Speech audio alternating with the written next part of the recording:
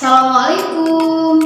Hai teman-teman semua, perkenalkan nama saya Marlina Riza dari kelas P5B Prodi Pendidikan Agama Islam Fakultas Tarbiyah dan Keguruan. Nah, di sini saya akan membuat video pembelajaran untuk memenuhi tugas mata kuliah kurikulum pendidikan agama Islam di madrasah dengan dosen pengampu Bapak Yandri Ramdhano, SPD, MED. Check it out! Bismillahirrahmanirrahim. Assalamualaikum warahmatullahi wabarakatuh. Apa kabar Ananda semuanya?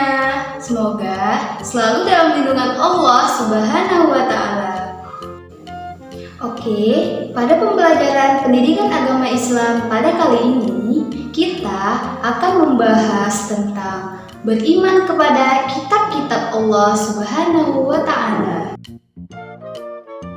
Iman kepada kitab-kitab Allah Subhanahu wa Ta'ala artinya meyakini sepenuh hati bahwa Allah telah menurunkan kitab kepada nabi atau rasul yang berisi wahyu untuk disampaikan kepada seluruh umat manusia. Pembahasan yang pertama tentang Al-Quran dan kitab-kitab Allah Subhanahu wa Ta'ala lainnya. Yang pertama, kitab Taurat.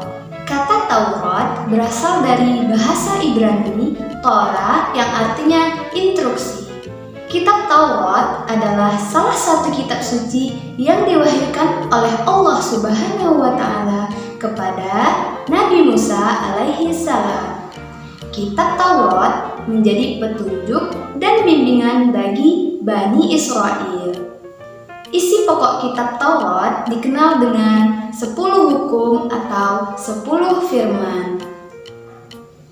Firman diterima Nabi Musa alaihi salam di atas bukit Tursina. 10 hukum tersebut berisi asas-asas keyakinan atau akidah dan asas-asas kebaktian syariah.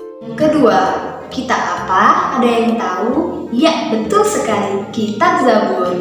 Kata Zabur bentuk jamaknya dari Zubur yang berasal dari Zabara Yazbu Ruzabar yang berarti menulis. Makna aslinya adalah kitab yang tertulis. Zabur dalam bahasa Arab dikenal dengan sebutan Mazmur, jamaknya Mazmir. Dalam bahasa Ibrani disebut Mizmar, yaitu nyanyian rohani yang dianggap suci. Sebagian ulama menyebutkan Mazmur yaitu salah satu kitab suci yang diturunkan sebelum kitab Al-Quran. Zabur berisi kumpulan ayat-ayat yang dianggap suci. Ada 150 surah dalam kitab Zabur yang tidak mengandung hukum-hukum, tetapi hanya berisi nasihat-nasihat, hikmah, pujian, dan sanjungan kepada Allah Subhanahu wa Ta'ala.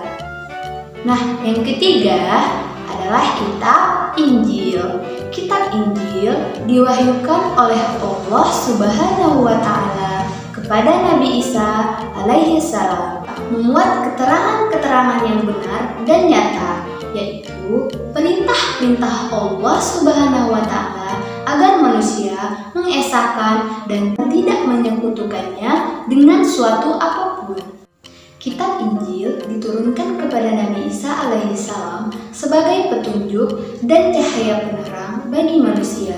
Nabi Isa alaihi salam diutus untuk mengajarkan tauhid kepada umat atau pengikutnya. Tauhid di sini artinya mengesahkan Allah dan tidak menyekutukannya. Nah, yang keempat adalah kitab Al-Quran. Al-Quran merupakan kitab suci yang diturunkan Allah Subhanahu wa Ta'ala kepada Nabi Muhammad SAW melalui malaikat Jibril. Al-Quran diturunkan tidak sekaligus, melainkan secara berangsur-angsur. Al-Quran diturunkan selama, ada yang tahu? Kurang lebih 23 tahun atau tepatnya 22 tahun, 2 bulan, 22 hari. Al-Quran terdiri atas 30 juz, 14 surah, 6.236 ayat, 24.437 kalimat, dan 325.345 huruf.